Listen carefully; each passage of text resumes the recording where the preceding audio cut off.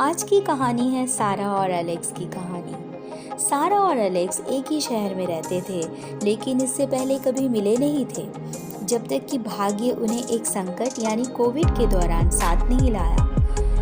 सारा आपातकालीन विभाग में अथक परिश्रम करने वाली एक नर्स थी, जबकि एलेक्स एक सॉफ्टवेयर इंजीनियर था, जिसे महामारी के कारण नौकरी से निकाल दिया गया था। वह एक किराने की दुकान पर फर्स्ट टाइम मिले। जब सारा कुछ आवश्यक सामग्री खरीद रही थी, एलेक्स ने उसके स्क्रब पर ध्यान दिया और पूछा कि क्या वो अस्पताल में काम करती है। बातचीत से सारा को पता चला कि एलेक्स गुजारा करने के लिए संघर्ष कर रहा था, क्योंकि उसकी नौकरी चली गई थी। उसने उसकी स्थिति के साथ सहानुभूति व्यक्त की और अपने कुछ किराने का सामान उसके साथ साझा करने की पेशकश की। उन्होंने नंबरों का आदान प्रदान किया और एक दूसरे से बातें करना शुरू किया। जैसे ही महामारी बढ़ी, सारा के अस्पताल में काम का बोझ बढ़ गया। दूसरी ओर एलेक्स के पास अधिक समय था और उसने सारा की मदद करने के लिए अपने कौशल का उपयोग करने का फैसला किया।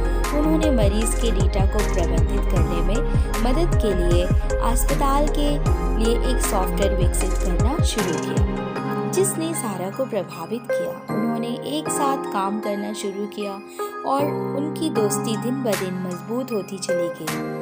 वे घंटों फोन पर बात करते, अपनी आशाएं और अपने डर और सुरक्षा साझा करते।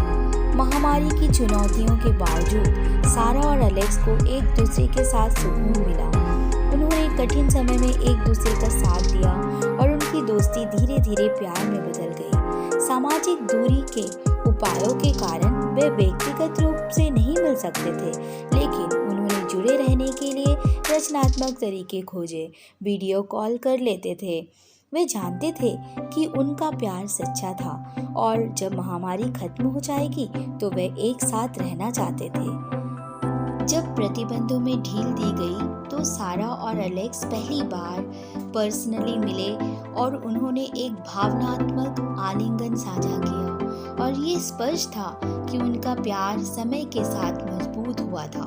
वे डेट्स पर गए, एक साथ शहर घूमे और अपने भविष्य की योजनाएं बनाई।